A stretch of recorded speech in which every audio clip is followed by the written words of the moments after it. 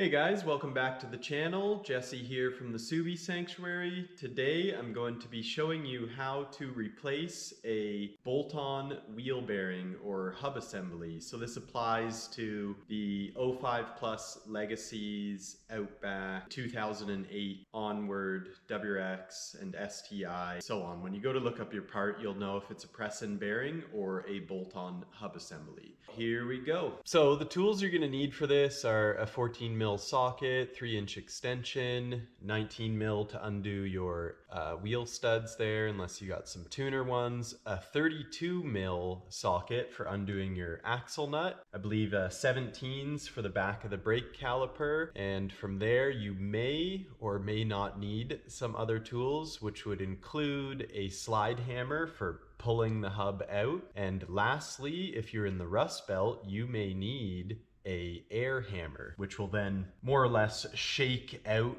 the hub assembly if it's actually stuck in the spindle. So step one here is knowing that you need to replace your wheel bearing. Symptoms of a bad wheel bearing can be a roar from the wheel, an unusual sound that has developed, over a short period of time that isn't going away, getting louder.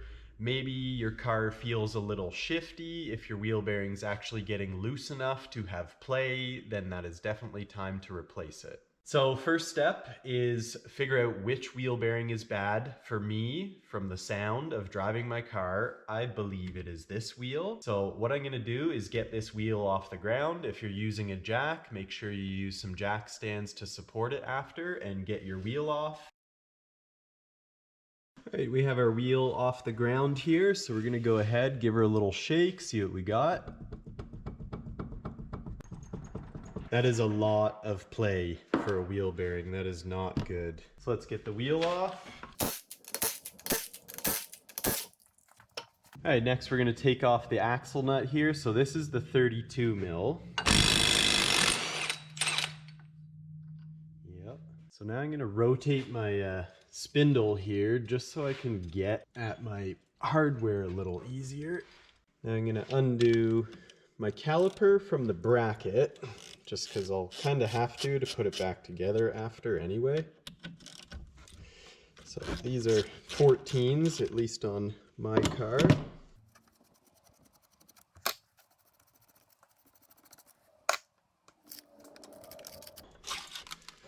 After that, you can either hang your caliper from your strut if you have a hook or something, or typically I'll just rest it on the control arm. It's just as well. Next, I'm going to take off the caliper bracket. So these are our 17s here. This top one, sometimes tricky with a ratchet because this little strut bolt is in the way. So sometimes I'll start it with a wrench. So now I'm using a ratchet wrench just because it's the easiest.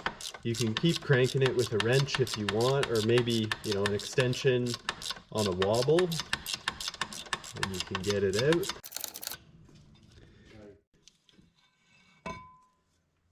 And then now you can remove your brake rotor. Next step with your rotor off, you can see bolt there, there's one up in that corner, and then one in the other top corner. So a total of 4. They're 14 mils, and your task now is to undo them. So this is where I use a 3-inch extension on my ratchet. You can slide the axle back a little bit. So see how we've moved back there, and it just kind of gives you a bit more room to get the head of your socket in there. Sometimes these can be not awesome to crack loose, but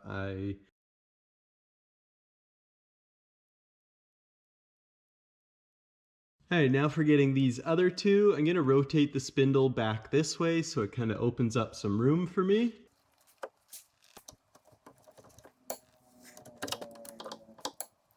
Alright, with the spindle rotated, I got a lot more room to get this upper and lower guy here.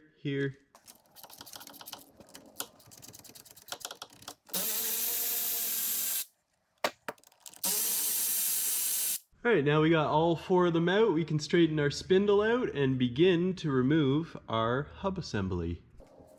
I guess now, depending on the age, condition, and whether or not you live in the salt belt, as you can see, I'm pretty salty here. I don't have a brake backing plate. It probably rusted away at some point. This car is a 2005, living in the salt belt exclusively as my winter beater. So if you're in the same situation as me, I'm gonna give you a demo on how I use the air hammer to break the hub free from the spindle before yanking it out with the slide hammer. So my objective is get the air hammer on one of the lobes of the hub here, and you'll give it a little brap. And what you want to do is get it to rotate a little. Once it's starting to rotate, then you know it's starting to break free, and it will give you a much easier time getting it out. So you can see now how much it's rotated, so that is a good sign. I could try rotating it back the other way to loosen it up just a little bit more. Now for the non-rust belt people, you'll probably skip the air hammer stage. So now I will show you how I use the slide hammer then to remove it.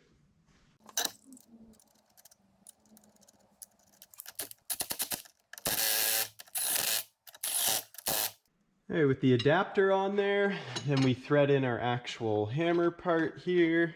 You can see the big actual slide hammer part of it. Couple yanks and we're out. All right, so here we go. And that's it.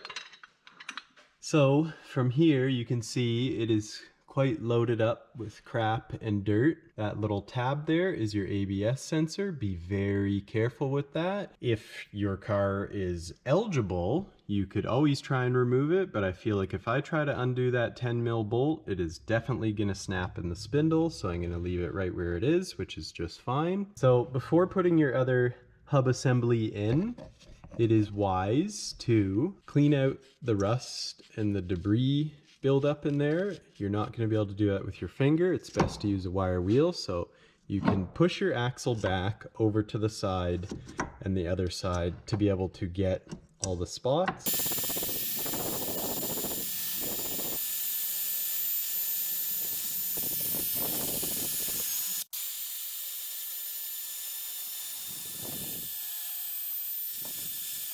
All right, with this all cleaned up, next thing you can check is in these little holes. My bolts came out all right, but these can also fill up with rust, and you'll find even after you've unbolted your hub that your bolts are kind of stuck in this hole, and that's because they've almost made threads out of rust. So you could run a drill through those at this diameter to clean them out. And lastly, once you've got it all cleaned, now you need to get all this dust and rust and stuff out of there. So just blow it out with some air, or you could use some brake cleaner. Now we are all prepped, everything looking pretty tidy. I didn't get too close to my sensor there because I didn't want to hurt it, but I think our new hub should go in just fine. So before placing my hub in, what I'm going to do is put a little bit of grease around this lip and a little bit around this face, because now we've just taken it to bright shiny metal, and some grease will do it some good for the future in removal if needed and preventing rust. I'm just using some bearing grease. This looks like a lot, but I'll send some into the bolt holes as well. So for my bearing, I'm using an SKF. They're okay. OEM is best. This is half the price of OEM. I would use nothing less than SKF when it comes to a wheel bearing. It's just not worth it. There we are, nice guy out of the package there. Back at the spindle here, we are ready to place our hub assembly on there. If you still have your backing plate intact, you would need to put it back on now, and you'll have to line up the holes in your spindle, backing plate, and hub assembly all in one shot, and you're ready to send a bolt in. So you can slide it on the axle first. And there we go, she just plopped right in place, so we're ready to get some bolts in the back there. Alright, I've got all my bolts, all 4 of them, and they are threading into the hub assembly now so I can tighten them. So these 14 mils through the spindle to the hub assembly, torqued down at 48 foot-pounds. So before I rotate my spindle back, torque these guys.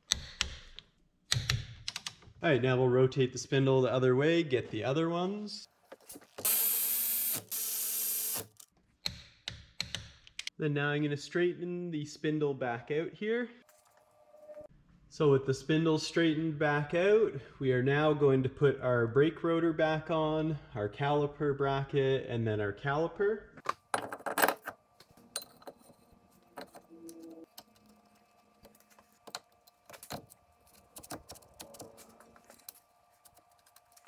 Now we can tighten up the caliper.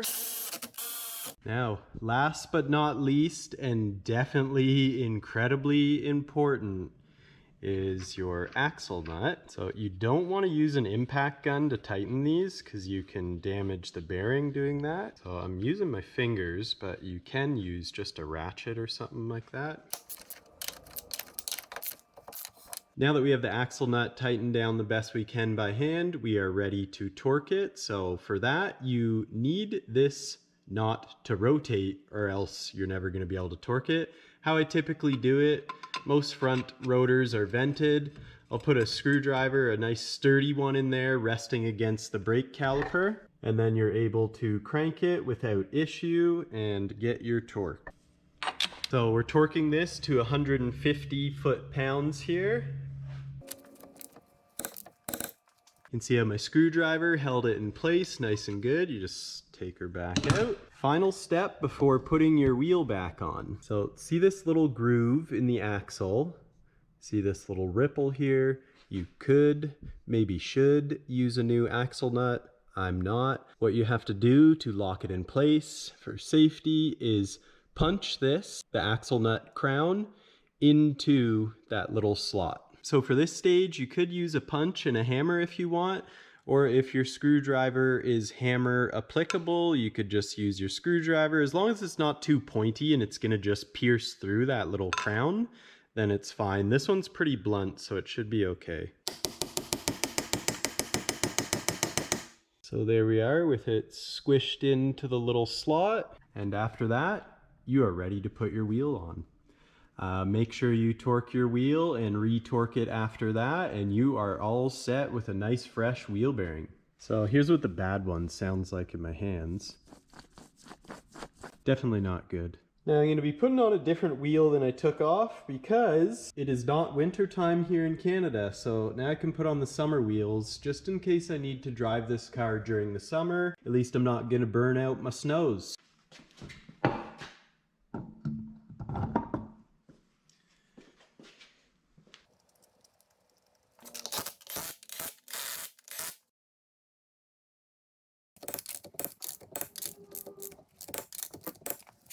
Alright guys, and there you go. That's how to replace your bolt-on hub assembly in your Subaru. It's not much different actually for the rear. It's about the same process. The only thing you have to contend with is the parking brake assembly back there. I've been able to undo the hub assembly and get it out without disturbing the parking brake at all, so it's not too bad. Pretty much the same thing as the front. Thanks for watching guys. Make sure you like and subscribe. Hope this helped someone out. And until the next one.